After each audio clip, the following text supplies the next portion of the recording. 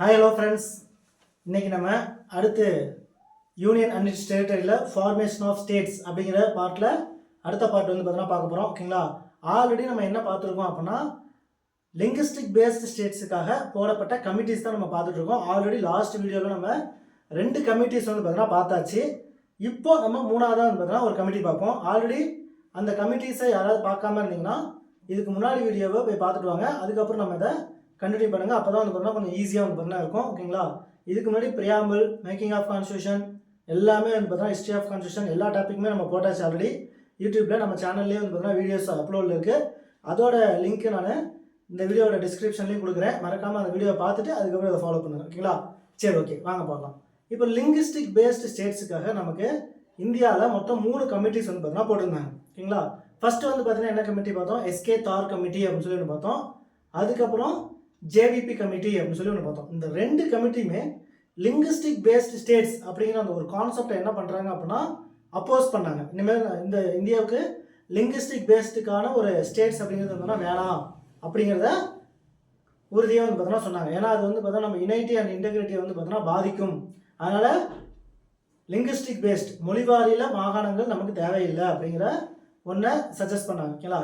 இப்போது அதுக்கப்புறம் நமக்கு ஆந்திர பிரதேஷ், அதாவது அப்போ இருந்த மதராஸ் மாகாணத்தில் ஒரு பெரிய ஒரு போராட்டம் நடந்து 1953ல் ஆந்திர பிரதேஷ் அப்படிங்கிற ஒரு ஃபர்ஸ்ட் லிங்குஸ்டிக் பேஸ்ட் ஸ்டேட், முதல் மொழிவாரி மாகாணம் அப்படிங்கிறத உருவாக்கிட்டாங்க 1953ல். அதுக்கப்புறம் மறுபடியும் என்ன பண்ணுறாங்க அப்படின்னா அகெயின் ஒரு linguistic committee, linguistic state committee, மொழிவாரி மாகாணத்துக்கான ஒரு குழு வந்து பார்த்தீங்கன்னா அமைக்கிறாங்க. அடுத்து இது 3வது குழு 1953ல் ஃபசில் அலி கமிட்டி அப்படின்னு சொல்லி ஒரு கமிட்டி போடுறாங்க. ஃபசில் அலி கமிட்டி அப்படின்னு சொல்லிட்டு 1953 டிசம்பர் மந்த் வந்து பார்த்தீங்கன்னா அந்த கமிட்டி போடுறாங்க. 1953ல் டிசம்பரில் அந்த கமிட்டி போடுறாங்க. இந்த கமிட்டிலையும் எவ்வளோ பேர் பார்த்தீங்கன்னா அப்படின்னா 3 மெம்பர்ஸ் கமிட்டி. நீங்கள் மொழிவாரி மாநில குழு அப்படின்னு நீங்கள் எந்த குழு எடுத்தாலும் எல்லா குழுவிலையுமே 3 மெம்பர்ஸ் தான். எஸ்கே தார் கமிட்டிலையும் நம்ம 3 மெம்பர்ஸ் தான் பார்த்தோம். ஜேவிபி கமிட்டிலையும் 3 மெம்பர்ஸ் தான் பார்த்தோம். இப்போ நம்ம 3ஆவதாக பார்க்கக்கூடிய ஃபசில் அலி கமிட்டி, இந்த கமிட்டிலையும் 3 மெம்பர்ஸ் தான். ஓகேங்களா? அதில் ஃபஸ்ட்டு யார் அப்படின்னு பார்த்தீங்கன்னா ஃபர்ஸ்ட் வந்து பார்த்தீங்கன்னா ஹெட் யார் அப்படின்னா ஃபசில் அலி அப்படின்னு சொல்லிட்டு ஒருத்தவங்க. ஓகேங்களா? அடுத்து 2வது யார் இருக்காங்க அப்படின்னு பார்த்தா குன்ஸ்ரு, HN குன்ஸ்ரு அப்படின்னு சொல்லிட்டு ஒருத்தர். அடுத்து 3rd யார் அப்படின்னு பார்த்தா KM பனிக்கர் அப்படின்னு சொல்லிட்டு ஒருத்தவங்க. இவங்க 3 பேரும் தான் வந்து பார்த்தீங்கன்னா 3வது லிங்குஸ்டிக் ஸ்டேட்ஸ் கமிட்டியில் வந்து பார்த்தீங்கன்னா இருக்காங்க. இந்த கமிட்டியும் வந்து பார்த்தீங்கன்னா என்ன பண்ணுறாங்க, அவங்களும் நிறைய அனலைஸ் பண்ணிட்டு ரிப்போர்ட் வந்து பார்த்தீங்கன்னா சப்மிட் பண்ணுறாங்க. எப்போ ரிப்போர்ட் சப்மிட் பண்ணுறாங்க அப்படின்னா 1955 செப்டம்பர். ஆல்மோஸ்ட் வந்து பார்த்தீங்கன்னா ஒரு கிட்டத்தட்ட ஒரு 2 இயர்ஸ் கிட்ட வந்து பார்த்தீங்கன்னா எடுத்துக்கிறாங்க. ஓகேங்களா? மற்ற 2 கமிட்டியுமே ஷார்ட் பீரியட் தான் எடுத்திருப்பாங்க. ஆனால் இவங்க தான் கொஞ்சம் நிறைய டைம் வந்து பார்த்தீங்கன்னா எடுத்து நல்லா வந்து பார்த்தீங்கன்னா டீட்டெயிலாக வந்து பார்த்தீங்கன்னா அனலைஸ் பண்ணுறாங்க. ஓகேவா? அதுவும் இல்லாமல் ஃபஸ்ட்டு 2 கமிட்டி என்ன சொன்னாங்க, லிங்குஸ்டிக் பேஸ்ட் ஸ்டேட்ஸ் அப்படிங்கிறது வேணாம், அவங்க அப்போஸ் பண்ணாங்க. பட் ஆனால் இவங்க என்ன சொல்கிறாங்க அப்படின்னா லிங்குஸ்டிக் பேஸ்ட் ஸ்டேட்ஸை நீங்கள் உருவாக்கலாம் அப்படின்னு சொல்லி என்ன பண்ணுறாங்க, அக்செப்டட் லிங்குஸ்டிக் பேஸ்ட் ஸ்டேட்ஸ், மொழிவாரி மாநிலங்களுக்கான அந்த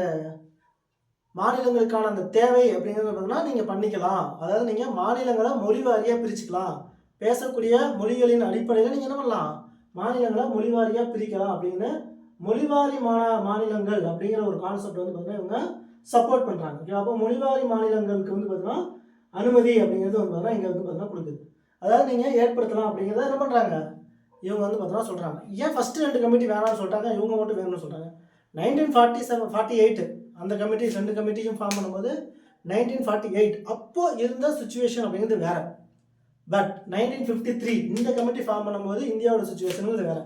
என்ன சுச்சுவேஷன் அப்படின்னா 1948ல் மொழிவாரி மாகாணங்கள் அப்படிங்கிறது எங்கேயுமே கிடையாது, யாருக்குமே கிடையாது. அதனால் வந்து பார்த்தீங்கன்னா அது பெரிய இஷ்யூவாக எல்லாருமே வந்து பார்த்தீங்கன்னா அதை இல்லைன்னு சொன்னதுக்கப்புறம் பெரிய இஷ்யூவாக எடுக்கல. பட் ஆனால் இந்த கமிட்டி 1953ல் ஃபார்ம் பண்ணும்போது ஆல்ரெடி ஒரு லிங்குஸ்டிக் பேஸ்டு ஸ்டேட்ஸ் வந்து பார்த்தீங்கன்னா ஒரு ஸ்டேட் வந்து உருவாயிடுச்சு, விச் இஸ் ஆந்திர பிரதேஷ். ஆந்திர பிரதேஷ் அப்படிங்கிற ஒரு தெலுங்கு பேசக்கூடிய ஒரு மக்களை கொண்ட ஒரு மாநிலம் அப்படிங்கிறது ஆல்ரெடி 1953ல் உருவாக்கிட்டாங்க. ஆல்ரெடி நம்ம லாஸ்ட் வீடியோவில் பார்த்துறோம். இப்போது இங்கே இதையும் வந்துன்னா இந்த ஃபசில் அலி கமிட்டி ஒரு முக்கியமான ஒரு பாயிண்டாக வந்து பார்த்தா எடுத்துக்கிறாங்க. ஏன் அப்படின்னா இப்போ தெலுங்கு பேசக்கூடிய மக்களுக்கு கொடுத்தாச்சு. இப்போது தெலுங்கு பேசக்கூடிய மக்களுக்கு மட்டும் கொடுத்துட்டு மற்றவங்களுக்கு கொடுக்கல அப்படின்னா அதுவே பெரிய வந்து பார்த்தீங்கன்னா ஒரு கான்ட்ரவர்சியை கிரியேட் பண்ணிடும். ஸோ இப்போ என்ன பண்ணுறாங்க அப்படின்னா, இப்போ தெலுங்கு பேசக்கூடிய மக்களுக்கு கொடுத்துரும், அடுத்து மலையாளம் பேசக்கூடியவங்களுக்கு கேட்க ஆரம்பிப்பாங்க. ஓகேங்களா? ஹிந்தி பேசுகிறவங்க, மராத்தி, பீகாரி, ராஜஸ்தானி, தமிழ், ஓகேங்களா, ஒடிஷா எல்லாருமே கேட்க ஆரம்பிப்பாங்க. ஓகேவா? அப்போது இப்போ யாருக்குமே கொடுக்கலன்னா தட்ஸ் நாட் அ மேட்டர், அது ஒரு பிரச்சனையே கிடையாது. ஓகேங்களா? இதுவே ஒருத்தவங்களுக்கு கொடுத்துட்டு இன்னொருத்தவங்க கொடுக்கலனா தான் பிரச்சனை. இப்போ ஆல்ரெடி கொடுத்துட்டோம். ஸோ இப்போ இவங்க என்ன பண்ணுறாங்க, லிங்குவிஸ்டிக் பேஸ்டு ஸ்டேட்ஸை நீங்கள் உருவாக்கிங்க, இந்தியாவில் உருவாக்குங்க அப்படின்னு சொல்லி என்ன பண்ணுறாங்க, this first committee recommended linguistic based states. But அவங்க என்ன சொல்கிறாங்க, ஒரு சில கண்டிஷன் சொல்கிறாங்க. நீங்கள் ஸ்டேட்டை உருவாக்குங்க, ஆனால் அதில் ஒரு சில நீங்கள் ஒரு புதிய ஒரு மாநிலத்தை மொழிவாரியை நீங்கள் உருவாக்கும் பொழுது ஒரு சில விஷயங்களை நீங்கள் ஞாபகம் வச்சுக்கணும். ஓகேவா? என்ன ஞாபகம் வச்சுக்கணும் அப்படின்னா, எக்காரணத்தை கொண்டும் மொழிவாரியாக மாநிலங்களை பிரிக்கும் போது நம்ம இந்தியாவோட unity and integrity should not affect. அது எப்பயுமே நமக்கு அஃபெக்ட் ஆகிடக்கூடாது. நம்ம இந்தியாவோட ஒருமைப்பாடு ஒற்றுமை அப்படிங்கிறது எந்த ஒரு காரணத்தை கொண்டும் அஃபெக்ட் ஆகிடக்கூடாது அப்படின்னு சொல்கிறாங்க. அதே மாதிரி இன்னொரு கண்டிஷன் என்ன சொல்கிறாங்கன்னா, மொழிவாரியில் மட்டுமே நீங்கள் மாகாணங்களை பார்க்காதீங்க, அட்மினிஸ்ட்ரேஷன் நிர்வாகத்தையும் கொஞ்சம் நீங்கள் கருத்தில் வச்சுக்கிட்டு என்ன பண்ணணும், அந்த மொழிவாரி மாகாணங்களை நீங்கள் உருவாக்கணும் அப்படின்னு சொல்லி சொல்கிறாங்க. ஓகேங்களா? ரெண்டாவது. ஓகேங்களா? அதே மாதிரி ஒன் லாங்குவேஜ் ஒன் ஸ்டேட் அப்படிங்கிற ஒரு கான்செப்டை எடுக்காதீங்க.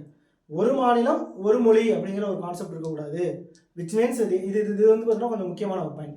அது என்ன ஒரு மாநிலம் ஒரு மொழி அப்படின்னா, இப்போ ஒரு மாநிலம் அப்படின்னா அந்த ஒரு மாநிலத்தில் ஒரு மொழி பேசக்கூடியவங்க மட்டும்தான் இருக்கணும் அப்படிங்கிற ஒரு விஷயத்தை நீங்கள் கன்சிடர் பண்ணக்கூடாது, அப்படிங்கிற ஒரு விஷயத்தை கொண்டு வரக்கூடாது அப்படின்னு சொல்கிறாங்க. அதாவது ஒரு மாநிலம் ஒரு மொழி, இப்போ தமிழ்நாடு அப்படின்னு வைக்கோங்க, அது தமிழ் பேசுறவங்க மட்டும்தான் இருக்கணும்னு நீங்கள் சொல்லக்கூடாது.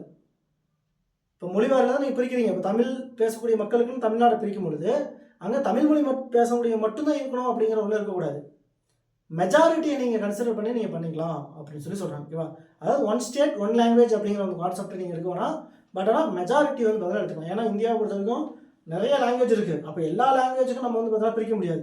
மெஜாரிட்டியை பேஸ் பண்ணி நீங்கள் பிரிக்கணும். முக்கியமாக இந்தியாவோட யுனைட்டி அண்ட் இன்டெகிரிட்டி அப்படிங்கிறது பாதிக்காத மாதிரி நீங்கள் என்ன பண்ணணும், இந்த லிங்குவிஸ்டிக் பேஸ்டு ஸ்டேட் அப்படிங்கிற ஒரு கான்செப்டை நீங்கள் கொண்டு வரணும் அப்படின்னு சொல்லிட்டு சொல்கிறாங்க. ஓகேவா? இப்போ ஃபர்ஸ்ட் அலி கமிட்டி என்ன பண்ணுறாங்க, ரெக்கமெண்டேஷன் கொடுத்துட்டாங்க. அடுத்து அதற்கான ஸ்டெப்ஸ் வந்து பார்த்தீங்கன்னா கவர்மெண்ட் சைட்லேயே எடுக்கிறாங்க. ஓகேவா? என்ன ஸ்டெப் எடுக்கிறாங்க அப்படின்னு பார்த்தீங்கன்னா, அந்த லிங்குவிஸ்டிக் பேஸ்டு ஸ்டேட்டுக்கு ரெக்கமெண்டேஷன் கொடுத்ததுக்கப்புறம் நம்ம கவர்மெண்ட் என்ன பண்ணுறாங்க, புதுசாக வந்து ஒரு அமெண்ட்மெண்ட் போடுறாங்க. 7th கான்ஸ்டியூஷனல் அமெண்ட்மெண்ட் ஆக்ட், 7வது அரசியலமைப்பு திருத்த சட்டம் அப்படின்னு சொல்லிட்டு ஒன்று கொண்டாடுறாங்க. 7வது அரசியலமைப்பு திருத்த சட்டம். அரசியலமைப்பு திருத்த சட்டம் அப்படிங்கிறது என்ன அப்படின்னு சொல்லிட்டு நம்ம ஆல்ரெடி ஃபர்ஸ்ட் கிளாஸ்லேயே பார்த்துட்டோம். ஒரு கான்ஸ்டியூஷனை திருத்தக்கூடியதை தான் நம்ம கான்ஸ்டியூஷன் அமெண்ட்மெண்ட் ஆக்ட்னு சொல்லுவோம். ஆர்டிகல் 368 விதி 368 யூஸ் பண்ணி அரசியலமைப்பில் சொல்லப்பட்ட ஒரு விஷயங்களை நீங்கள் மாற்றுறது தான் என்னது கான்ஸ்டியூஷன் அமெண்ட்மெண்ட். அதை 7வதாக ஒரு டைம் செலுத்துறாங்க. 1956 1956.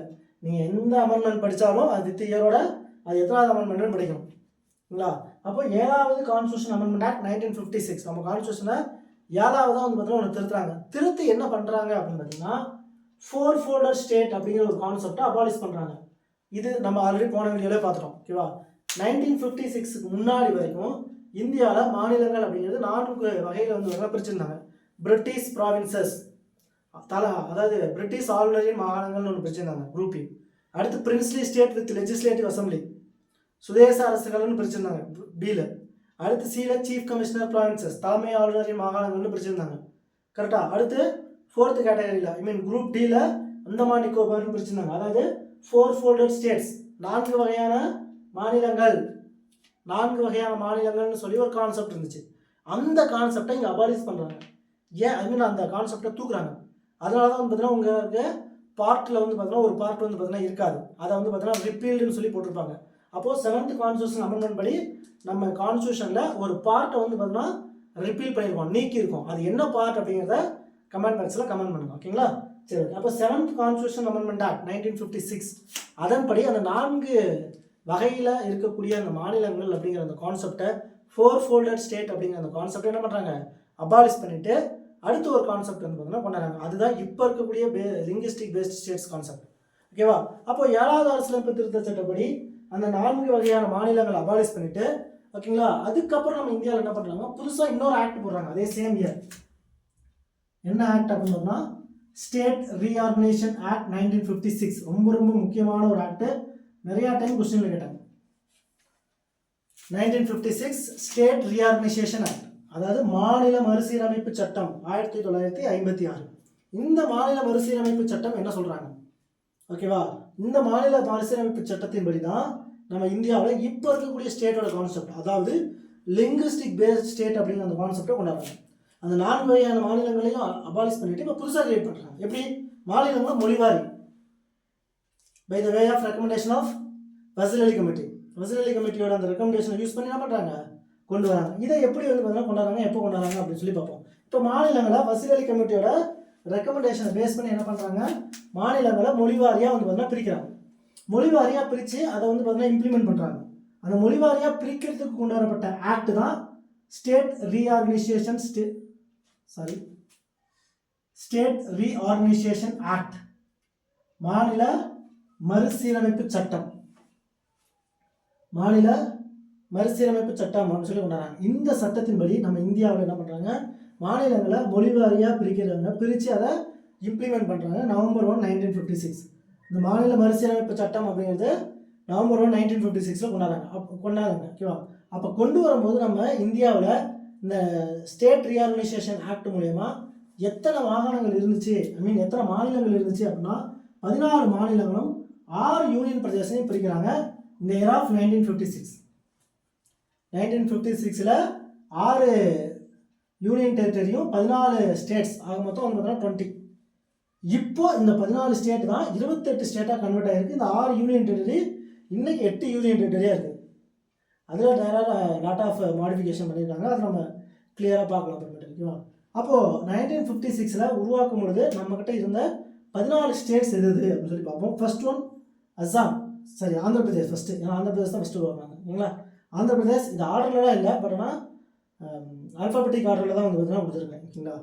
ஃபஸ்ட்டு ஆந்திர பிரதேஷ், அஸ்ஸாம் இருந்தது, பீகார் இருந்தது, பம்பாய், ஜம்மு காஷ்மீர், கேரளா, மத்திய பிரதேஷ், மெட்ராஸ், மைசூர், ஒரிஷா.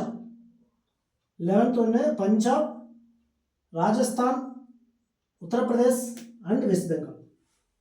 மொத்தம் 14 ஸ்டேட்ஸ். ஆந்திர பிரதேஷ், அஸ்ஸாம், பீகார், பம்பாய், ஜம்மு காஷ்மீர், கேரளா, மத்திய பிரதேஷ், மெட்ராஸ், மைசூர், ஒரிஷா, பஞ்சாப், ராஜஸ்தான், உத்தரப்பிரதேஷ், வெஸ்ட் பெங்கால். ஓகேங்களா?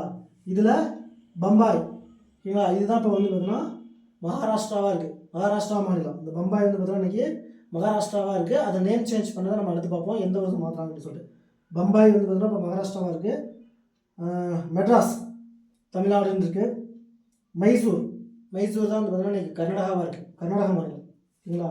தென் பஞ்சாப் அப்படி தான் இருக்குது, ராஜஸ்தான் அப்படி தான் இருக்குது, உத்தரப்பிரதேஷ் ஆக்சுவலாக யுனைடெட் ப்ராவின்சஸ்ன்னு இருந்தது.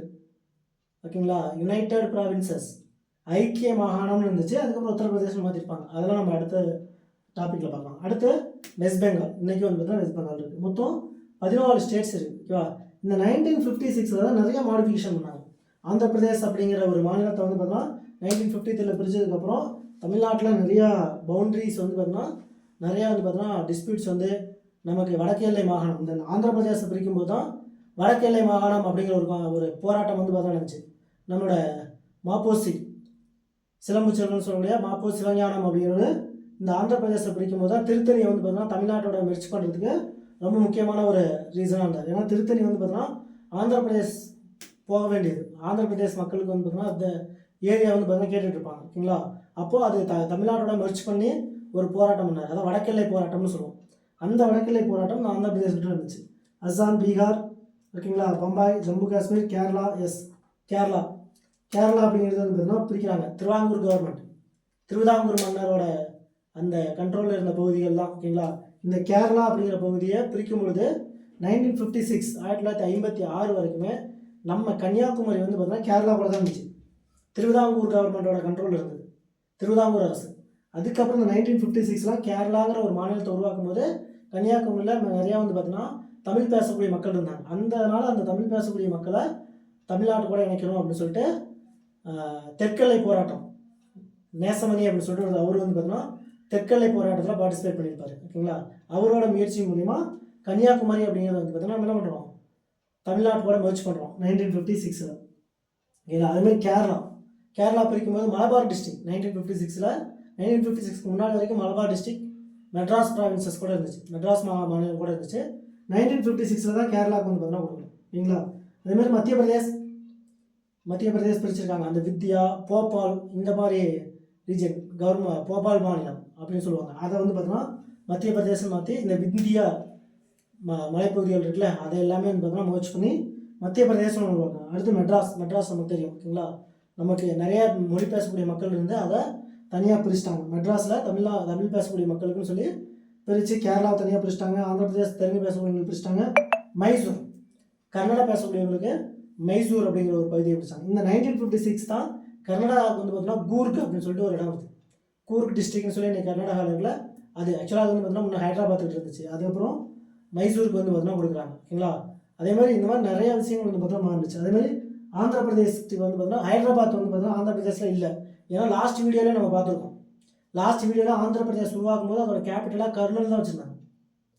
அப்போ ஹைதராபாத் கிடையாது. ஹைதராபாத் வந்து பார்த்தீங்கன்னா அந்த இது கூட இருந்துச்சு, ஹைதராபாத்னு சொல்லிட்டு தனியாக வந்து பார்த்தீங்கன்னா ஒன்று இருந்துச்சு.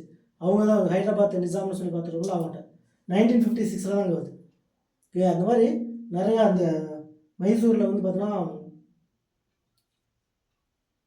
கல்யாண் கர்நாடகான்னு நினைக்கிறேன். அந்த இடத்த வந்து பார்த்தீங்கன்னா கொண்டு வந்திருப்பாங்க. இல்லை அது மாதிரி நிறையா விஷயம். அதே மாதிரி ஒரிசா வந்து பார்த்தீங்கன்னா ஒடியா பேசக்கூடிய மக்களுக்காக கொண்டது.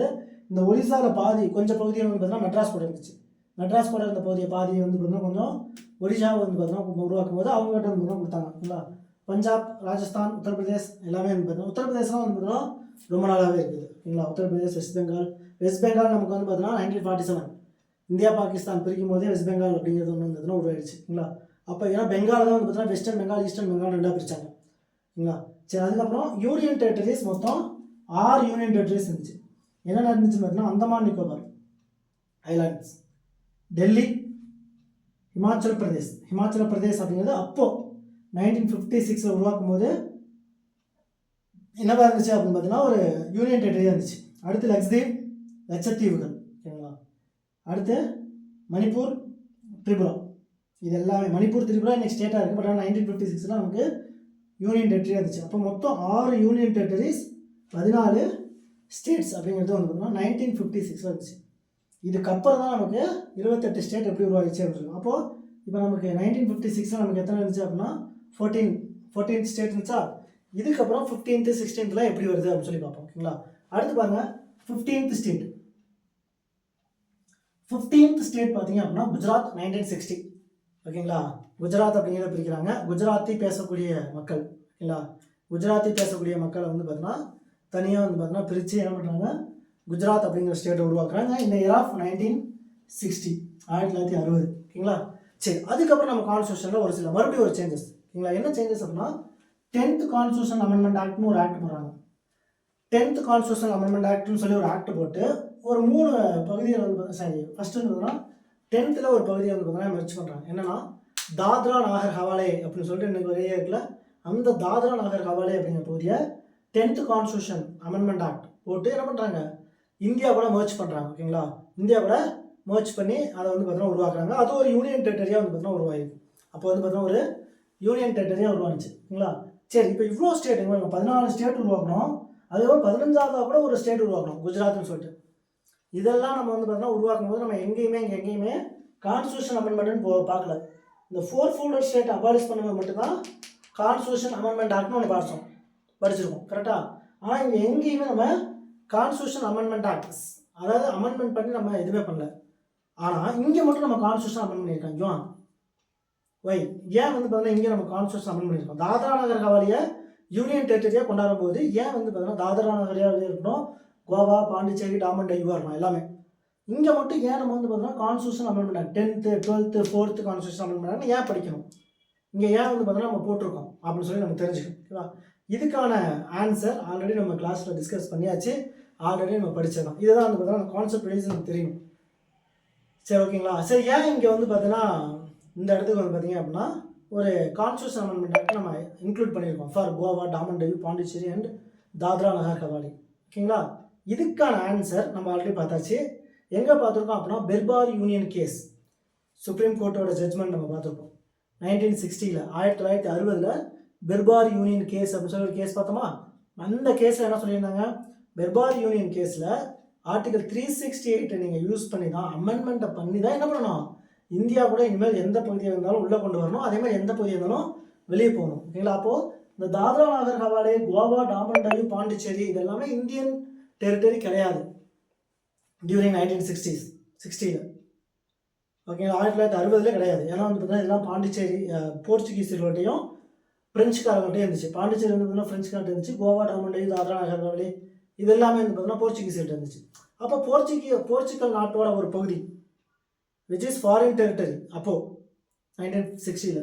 அப்போ ஃபாரின் டெரிட்டரியை நீங்கள் இந்தியாவோட மர்ச் பண்ணும்போது என்ன பண்ணணும், கான்ஸ்டியூஷன் அமெண்ட்மெண்ட் ஆக்டை போட்டே ஆகணும், ஆர்டிகல் 368 யூஸ் பண்ணியே ஆகணும் அப்படின்னு சொல்லிட்டு பெர்பார் யூனியன் கேஸோட ஜட்மெண்ட் அப்படிங்கிறது பார்த்தீங்கன்னா சொல்லியிருக்காங்க. கரெக்டாக அந்த ஜட்மெண்ட் படி தான் என்ன பண்ணுறோம், நம்ம 10th கான்ஸ்டியூஷன் அமெண்ட்மெண்ட் படி தாத்ரா நாகர் ஹவாலே அப்படின்னு சொல்லிட்டு ஒரு பகுதியை ஆட் பண்ணுறோம். ஓகேங்களா. அடுத்து 1962 கோவா, டாமன் டையூ இதெல்லாமே கொண்டாடுறோம். கோவா, டாமன் டையூ இது எல்லாமே 12th. அடுத்து 14th கான்ஸ்டியூஷன் அமெண்ட்மெண்ட் படி 1962 பாண்டிச்சேரி. இயரோட படிச்சிங்க, இயர் ரொம்ப முக்கியம். பாண்டிச்சேரி அப்படிங்கிற ஒரு பகுதியை இன்னைக்கு புதுச்சேரின்னு சொல்லியிருக்கா, பாண்டிச்சேரி அப்படிங்கிற ஒரு பகுதியை 1962 இந்தியா கூட என்ன பண்ணுறோம், கம்ப்ளீட்டாக முயற்சி பண்ணுறோம். 1962 தான் பாண்டிச்சேரி என்ன பண்ணுறாங்க, டோட்டல் கண்ட்ரோல் இந்தியாவிட்ட கொடுத்துட்டு என்ன பண்ணுறாங்க, ஃப்ரெஞ்சுக்காரங்க அவங்க நாட்டுக்கு ஃப்ரான்ஸுக்கு வந்து பண்ணுறாங்க. அதே மாதிரி தான் 1961-62 லைக் கோவா, டாமன் டையூ, தாத்ரா நாகர் ஹவாலே இந்த பகுதிகளையும் வந்து பார்த்தீங்கன்னா போர்ச்சுகீஸுக்கு கொடுத்துட்டு, போர்ச்சுகீஸுக்கு கண்ட்ரோல் இருந்த பகுதி அதை கொடுத்துட்டு என்ன பண்ணுறாங்க, அவங்க போர்ச்சுகலுக்கு வந்து பார்த்தீங்கன்னா கிளம்புறாங்க. ஓகேவா. இப்படி தான் வந்து பார்த்தீங்கன்னா நம்ம இந்தியாவில் இந்த கோவா அப்படிங்கிற பகுதி உள்ள வருது. ஓகே. அப்போ பாருங்கள், டியூரிங் இண்டிபெண்டன்ஸ் 1947 டைமில் கோவா நம்ம நாடே கிடையாது. ஆனால் இப்போ நம்ம கோவாவுக்கு போகணும் விருப்பப்படுறோம்ல. ஆனால் 1947 கோவா இந்தியாவே கிடையாது. 1962 தான் இந்தியாவோட வந்து பார்த்தீங்கன்னா கனெக்ட் ஆகுது. ஓகேங்களா. சரி, அப்போ 15th ஸ்டேட். ஆனால் இதெல்லாமே வந்து பார்த்தீங்கன்னா யூனியன் டெரிட்டரி உருவாக்கும் பொழுதே தினமும் உருவாக்கியிருக்காங்க, யூனியன் டெரிட்டரிஸாக உருவாக்கியிருக்காங்க. ஓகேவா, இது தெரிஞ்சுக்கோங்க, எல்லாமே யூனியன் டெரிட்டரிஸ். ஓகே. சரி, அடுத்து 16வது ஸ்டேட், 16th ஸ்டேட் என்னன்னு பார்த்தீங்கன்னா நாகாலாந்து. 1963 1963 நாகாலாந்து அப்படிங்கிற ஒரு பகுதி வந்து தான் உருவாக்குறாங்க.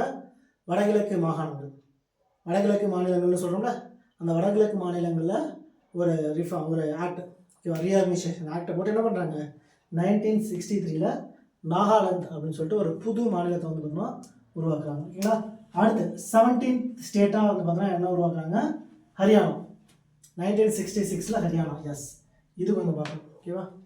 இது ஹரியானா அப்படிங்கிறதுனா பஞ்சாப்லேருந்து பிரிக்கப்பட்டது. பஞ்சாபி மேலே பேசக்கூடியவங்களுக்கு பஞ்சாப் அப்படின்னு சொல்லியும், ஓகேங்களா, ஹிந்தி பேசக்கூடிய மக்களுக்கு ஹரியானா அப்படின்னு சொல்லிட்டு ரெண்டாக பிரித்தாங்க 1966. இதே 1966 தான் சண்டிகரும் உருவாக்கியிருப்பாங்க. எஸ், சண்டிகர் அப்படிங்கிறத மிஸ் பண்ணிட்டேன், பரவாயில்ல, இங்கே பார்ப்போம். சண்டிகர், சண்டிகர் ஆல்சோ 1966. ஏன்னா 1966 பஞ்சாப் அப்படிங்கிற அந்த ஒரு மாநிலத்தை 3ஆக ஸ்பிளிட் பண்ணிட்டாங்க. பஞ்சாப், ஹரியானா அண்ட் சண்டிகர். சண்டிகர் அப்படிங்கிறது union territory. Chandigarh union territory, இப்போவும் யூனியன் டெரிட்டரியாக இருக்குது. ஓகேங்களா. அப்போது பஞ்சாபை பிரித்து என்ன பண்ணுறாங்க, ஹரியானா, சண்டிகர் அப்படின்னு சொல்லிட்டு 2ஆக ஸ்பிளிட் பண்ணி 3ஆக ஸ்பிளிட் பண்ணி கொண்டு வந்திருக்காங்க. ஓகேங்களா. சரி, அது 17வது ஸ்டேட் இந்த இயர் ஆஃப் 1966. அடுத்து next 18th state Himachal Pradesh. 1971 உருவாக்கப்பட்டது. இங்கே வருவோம். இங்கே பாருங்கள், ஹிமாச்சல் பிரதேஷ் அப்படிங்கிறது இங்கே வந்து பார்த்தோன்னா ஃபஸ்ட்டு நமக்கு ஹிமாச்சல பிரதேஷ் அப்படிங்கிறது யூனியன் டெரிட்டரியாக இருந்தது, யூனியன் பிரதேசமாக இருந்தது. இந்த யூனியன் பிரதேசத்தை தான் என்ன பண்ணுறோம், 1971 ஸ்டேட்ஹுட் வந்து பார்த்தோன்னா கொடுக்குறோம், அதாவது மாநில அந்தஸ்து கொடுக்குறோம். இப்போயும் நமக்கு லடாக்கில் வந்து பார்த்தோன்னா ஒரு பெரிய பிரச்சனை போயிட்டு இருக்கு. ஓகேங்களா. ஸ்டேட்ஹுட் அப்படிங்கிறது வந்து பார்த்தீங்கன்னா கேட்டு லடாக்கில் இருக்கக்கூடிய மக்கள் ஒரு ஒரு சில பகுதி மக்கள் என்ன பண்ணுறாங்க, லடாக்கில் எங்களுக்கு மாநில அந்தஸ்து கொடுங்க அப்படின்னு சொல்லி கேட்டுருக்காங்க. ஏன்னா இப்போ நமக்கு ஜம்மு காஷ்மீர், லடாக் ரெண்டுமே யூனியன் பிரதேசமாக இருந்துச்சு. ஃபஸ்ட்டு வந்து பார்த்தீங்கன்னா ஜம்மு காஷ்மீர் ஸ்டேட்டாக இருந்துச்சு அப் டு 2019 வரைக்கும். அதுக்கப்புறம் நம்ம என்ன பண்ணுறோம், ஆர்டிகல் 370 வந்து பார்த்தீங்கன்னா அபாலிஷ் பண்ணி நமக்கு லடாக் யூனியன் டெரிட்டரி அப்படின்னு சொல்லிட்டு 2ஆக ஸ்பிளிட் பண்ணி ஜம்மு காஷ்மீர் ரீஆர்கனைசேஷன் ஆக்ட் மூலியமாக என்ன பண்ணுறோம், 2ஆக ஸ்பிளிட் பண்ணி யூனியன் டெரிட்டரியாக மாற்றிட்டோம். இப்போ மறுபடியும் அங்கே என்ன பண்ணுறாங்க மக்கள், எங்களுக்கு ஸ்டேட்ஹுட் வேணும், மாநில அந்தஸ்து வேணும், எங்களை யூனியன் டெரிட்டரியாக வச்சுக்காதீங்க அப்படின்னு சொல்லி அங்கே வந்து பார்த்தீங்கன்னா ஒரு பெரிய போராட்டம் நடந்துட்டுருக்கு. ஒரு பெரிய தலைவர் வந்து பார்த்தீங்கன்னா அதுக்கு ரொம்ப ஒரு பேக் போனாக வந்து பார்த்தீங்கன்னா இருக்காங்க. ஓகேவா. சரி, ஓகே, அதெல்லாம் நம்ம கரண்ட் அஃபேர்ஸில் பார்த்துக்கலாம். இங்கே பாருங்கள், அடுத்து 19th ஸ்டேட்டாக வந்து பார்த்தீங்கன்னா மணிப்பூர் வந்து பார்த்தீங்கன்னா உருவாக்குறாங்க. ஓகேவா? Yes, Manipur 19th state Manipur, 20th state Tripura. Manipur and Tripura ரெண்டுமே வந்து பார்த்தீங்கன்னா 1972, மெகாலயா ஆல்சோ 1972. ஓகேங்களா? பட் ஆனால் மணிப்பூரும் திரிபுராவும் ஆல்ரெடி நமக்கு யூனியன் டெரிட்டரியாக இருந்திருக்கு. யூனியன் டெரிட்டரி கேட்டகரியில் பார்க்குறோமா? யூனியன் டெரிட்டரி அப்படிங்கிற கேட்டகரியில் ஆல்ரெடி பார்த்துருக்கோம். ரெண்டுமே மணிப்பூரும் திரிபுராவும் 1956 ஸ்டேட் ரீஆர்கனைசேஷன் ஆக்ட் போடும்போதே நமக்கு என்ன இருக்குது? யூனியன் டெரிட்டரியாக இருக்குது. இந்த யூனியன் டெரிட்டரி ஸ்டேட் குட்டாக மாற்றுறாங்க. லைக் ஹிமாச்சல் பிரதேஷ் மாதிரியே இதையும் மாற்றுறாங்க. அதுக்கப்புறம் என்ன பண்ணுறாங்க? மேகாலயா 1972 இந்த year of as a 21st state 21st ஸ்டேட்டாக வந்து பார்த்தீங்கன்னா உருவாக்குறாங்க. ஓகேங்களா? சரி, அடுத்து 22வது ஸ்டேட் சிக்கிம். இந்த சிக்கிமை பற்றி நம்ம ஆல்ரெடி ஃபுல்லாக பார்த்தாச்சு. 36th கான்ஸ்டியூஷன் அமெண்ட்மெண்ட் ஆக்ட் 1975 படி 36வது அரசியலமைப்பு திருத்த சட்டத்தின்படி சிக்கிம் அப்படிங்கிற ஒரு மாநிலத்தை உருவாக்குறாங்க. ஓகேங்களா? ஏன்னா நமக்கு 35th கான்ஸ்டியூஷன் அமெண்ட்மெண்ட் ஆக்ட் படி தான் சிக்கிமை வந்து பார்த்தீங்கன்னா ஒரு இன்டகிரேட்டட் ஸ்டேட் அப்படிங்கிற ஒரு கேட்டகரியாக 1974 உருவாக்கியிருப்பாங்க. கரெக்டாக? ஏன்னா 1974 வரைக்கும் இந்தியாவோட சிக்கிம் அப்படிங்கிறது இந்தியாவிலே கிடையாது. Which is ruled by Chogyal family அப்படின்னு சொல்லிட்டு ஒரு சோகியால் குடும்பம், அரச குடும்பம் அப்படின்னு சொல்லிட்டு ஒரு குடும்பத்தினர் தான் அவங்க ரூல் பண்ணிட்டு இருந்தாங்க. அவங்க கிட்ட இருந்து 1974 ஒரு இன்டகிரேட்டட் இல்லைன்னா ப்ரொடெக்டட் ஸ்டேட்னு சொல்லுவாங்க. ஒரு ப்ரொடெக்டட் ஸ்டேட்டாக ஆர்டிகல் 2A படி இந்தியாவோட மர்ச் பண்ணுறாங்க. அகைன் 36th நெக்ஸ்ட் இயரு 1975 அப்புறம் என்ன 1975 அந்த ஆர்டிகல் 2A அபாலிஷ் பண்ணிவிட்டு அஃபீஷியல் இந்தியன் ஸ்டேட்டாக வந்து பார்த்தீங்கன்னா என்ன பண்ணுறோம்? மர்ச் பண்ணுறோம். இந்த year of 1975 as a 22nd state of Sikkim. Okay, and then next 23rd state Mizoram. ஓகேங்களா? நீங்கள் ஈஸியாக வந்து பார்த்தீங்கன்னா ஞாபகம் வச்சுக்கலாம். ஓகேவா? 1972 3 ஸ்டேட்டு, மணிப்பூர், திரிபுரா, மேகாலயா. ஓகேவா? மணிப்பூர், திரிபுரா, மேகாலயா. ஓகேங்களா? இதுக்கு நம்ம என்ன வச்சுக்கலாம் அப்படின்னா ஏடிஎம் நம்ம படிச்சிருப்போம். இங்கே வந்து நம்ம இங்கே மாற்றி எம்டிஎம்னு படிச்சுக்கோங்க. ஓகேவா? எம்டிஎம் அப்படிங்கும்போது மணிப்பூர், திரிபுரா, மேகாலயா. நமக்கு இதுலேயுமே ஒரு கன்ஃபியூஷன் வரும். மேகாலயா வருமா மணிப்பூர் வருமா அப்படின்னு கன்ஃபியூஸ் வரும். இன்னொரு என்ன கன்ஃபியூஸ் வரும்? மேகாலயா ஃபஸ்ட்டு வந்துடுமோ அப்படின்ட்டு. ஓகேங்களா? இல்லை அப்படின்னா மிசோரம் வந்துடுமோ அப்படின்னு சொல்லிட்டு. ஓகேங்களா? சரி, இதுக்கு வந்து பார்த்தீங்கன்னா எம்டிஎம் அப்படின்னு இருக்குல்ல, எம்டிஎம். ஓகேங்களா? எம்டிஎம் ஃபஸ்ட்டு நமக்கு என்ன வேணும் வாழ்க்கையில்? முதல் எடுத்தவொன்னா என்ன வேணும்? பணம் தான் வேணும், மணி தான் வேணும். ஓகேங்களா? அப்போது மணிப்பூர் அப்படிங்கிறத ஞாபகம் வச்சுங்க. மணிப்பூர் தான் ஃபஸ்ட்டு வரணும். மணிப்பூர், திரிபுரா, மேகாலயா. ஓகேங்களா? மிசோரம் வராது, நல்லா ஞாபகம் வச்சுங்க. மிசோரம் வந்து பார்த்தீங்கன்னா அப்புறமேட்டு தான் வருது. ஓகேங்களா? மணிப்பூர், திரிபுரா, மேகாலயா. ஓகே, மணி தான் வாழ்க்கையில் ஃபஸ்ட்டு வேணும். ஓகேவா? சரி, அப்போ 21st இங்கேயுமே கொடுக்குது. 21st ஸ்டேட்டாக மேகாலயா அப்படிங்கிறது பார்த்தீங்கன்னா இருக்குது. ஓகேங்களா? சரி, அடுத்து 22nd சிக்கிம் பார்த்தாச்சா? 23rd மிசோரம். இங்கே தான் நமக்கு மிசோரம் இருக்குது. ஓகேங்களா? இங்கே 1987 3 ஸ்டேட்டு, 1972 3 ஸ்டேட்டா, 1972 3 ஸ்டேட், அடுத்து 1987 3 ஸ்டேட், அடுத்து 2000 3 ஸ்டேட். இதனால தான் இதில் அந்த மூணையுமே பார்த்தீங்கன்னா ஆர்டர் இல்லாமல் இப்படி கிளப் பண்ணி எழுதிருக்கேன், குரூப்பாக ஈஸியாக ஞாபகம் வச்சுருக்கா. ஓகேவா? இங்கே பாருங்கள், மிசோரம் 23rd ஸ்டேட் வந்து பார்த்தீங்கன்னா Mizoram, 24th state Arunachal Pradesh, 25th state Goa. ஓகேங்களா? 25th ஸ்டேட்டு கோவா அப்படிங்கிறத ஞாபகம் வச்சுங்க. ஓகேவா? ஏன்னா 25 வயசுக்குள்ளே கோவாவுக்கு போனால் தான் என்ஜாய் பண்ண முடியும், எல்லாம் பண்ண முடியாது. ஓகேவா? ஆனால் 25th ஸ்டேட் வந்து பார்த்தீங்கன்னா கோவான்னு வச்சுங்க. இதுக்கு நம்ம எப்படி ஷார்ட்கட் வைக்கலாம் அப்படின்னா மேக். ஓகேவா? மேக்னு சொல்லிட்டு ஒன்று இருக்குது. மேக்னா என்னன்னு சொல்லிட்டு கமெண்ட் பாக்ஸில் கமெண்ட் பண்ணுங்கள். ஓகேங்களா? சரி, இந்த மேக்ங்கிற வார்த்தை நீங்கள் எங்கே கேள்விப்பட்டிருக்கீங்க அப்படின்னு சொல்லிட்டு கமெண்ட் பண்ணுங்கள். அடுத்து பாருங்கள், 2000 3 ஸ்டேட், 26, 27, 28. ஓகேங்களா? சத்தீஸ்கர், உத்தரகண்ட், ஜார்க்கண்ட். சத்தீஸ்கர், உத்தரகண்ட், ஜார்க்கண்ட் அப்படிங்கிறத ஞாபகம் வச்சுங்க. ஓகேங்களா? அடுத்து வந்து பார்த்தீங்க அப்படின்னா 29th ஸ்டேட்டாக வந்து பார்த்தீங்கன்னா தெலுங்கானா இந்த இயர் ஆஃப் 2014. இது நம்ம கடைசியாக உருவாக்குனது, ஆனால் அது ஞாபகம் இருக்கும். 2014 தெலுங்கானா ஆந்திர பிரதேசிலேருந்து உருவாகி தனியாக வந்து பார்த்தீங்கன்னா தெலுங்கானா அப்படிங்கிற ஒரு பகுதி வந்து பார்த்தீங்கன்னா உருவாகிருக்கு. ஓகேங்களா? தெலுங்கானா ஸ்டேட். ஓகேங்களா? இப்போ உங்களுக்கு ஒரு கொஸ்டின் வரும்.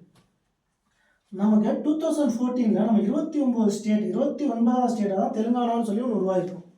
அது 29வது ஸ்டேட் நம்ம படிக்கிறோம். ஆனால் இந்த கிளாஸ் ஸ்டார்ட் பண்ணதுலேருந்தே நான் ஒன்று சொல்லிட்டு இருக்கேன். என்னன்னா, இந்தியாவில் 28 ஸ்டேட் தான் இருக்குது, 8 யூனியன் டெரிட்டரி தான் இருக்குன்னு சொல்லிட்டு இருக்கேன். கரெக்டாக? அப்போது இன்னொரு ஸ்டேட் எங்கே போயிடுச்சு? 29 பார்க்குறோம், ஆனால் 28ன்னு சொல்லி நம்ம பார்க்குறோம். 29 இங்கே பார்த்துருக்கோம், ஆனால் நம்ம இப்போ படிக்கிறது எப்படி? இப்போ கரண்ட் இந்தியாவில் என்ன இருக்குது? 28 ஸ்டேட் தான் இருக்குது. அப்போ இன்னொரு ஸ்டேட் எங்கே போச்சு? ஒன்றும் இல்லை. இந்த ஜம்மு காஷ்மீர் இருக்குல்ல, இந்த ஜம்மு காஷ்மீர் அப்படிங்கிறது இங்கே ஸ்டேட்டாக நம்ம ஆட் பண்ணியிருக்கோமா? இந்த ஜம்மு காஷ்மீர் இப்போ ஸ்டேட்டாக கிடையாது. அப்போ -1 ஆயிடுச்சா? அப்போ 28 ஸ்டேட்டாக கன்வெர்ட் ஆயிடுச்சு. ஏன்னா இப்போ இது என்ன மாறிடுச்சு? Now it's a union territory. அதாவது ஜம்மு காஷ்மீர் அண்ட் லடாக் அப்படின்னு சொல்லிட்டு 2 யூனியன் டெரிட்டரியாக மாறிடுது. ஓகேங்களா? அப்போ அந்த ஒரு ஸ்டேட் என்ன அப்படின்னா ஜம்மு காஷ்மீர், ஓகேங்களா, யூனியன் டெரிட்டரியாக இப்போ கன்வெர்ட் ஆயிடுச்சு. அப்போது அதை தூக்கிட்டோம் அப்படின்னா 28 ஸ்டேட் தான் இன்றைக்கி வந்து பார்த்தீங்கன்னா இந்தியாவில் வந்து பார்த்தீங்கன்னா இருக்குது. ஓகேங்களா? சரி, ஓகே. அதே மாதிரி லடாக் அப்படிங்கிறது பார்த்தீங்கன்னா அது கூட ஒரு யூனியன் டெரிட்டரியாக வந்து பார்த்தீங்கன்னா மோஜ் ஆயிருக்கு. ஓகேங்களா? அதே மாதிரி வந்து பார்த்தீங்கன்னா அந்த 8 யூனியன் டெரிட்டரியும் வந்து பார்த்தீங்கன்னா என்னென்ன அப்படின்னு சொல்லி தெரிஞ்சுக்கணும். ஓகேங்களா? அங்கே பாருங்கள், இதுலேயே நமக்கு இருக்கும். இப்போ வரைக்கும் நமக்கு யூனியன் டெரிட்டரியாக இருக்குது என்னது?